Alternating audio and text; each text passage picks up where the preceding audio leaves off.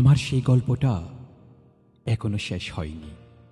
শোনো, পাহাড়টা আগেই বলেছি ভালোবেসেছিল মেঘকে, আর মেঘ কিভাবে শুকনো কটকটে পাহাড়টাকে বানিয়ে তুলেছিল ২৪ বছরের চোখরা, সে তো আগেই শুনেছ।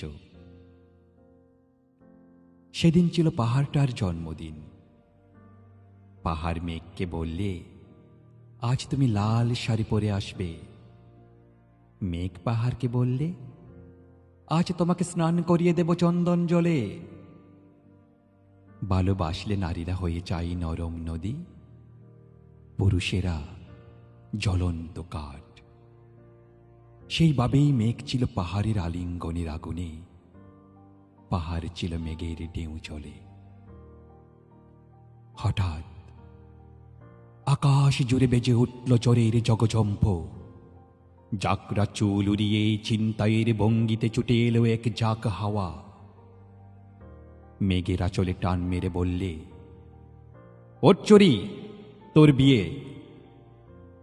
এখনো শেষ হয়নি গল্পটা।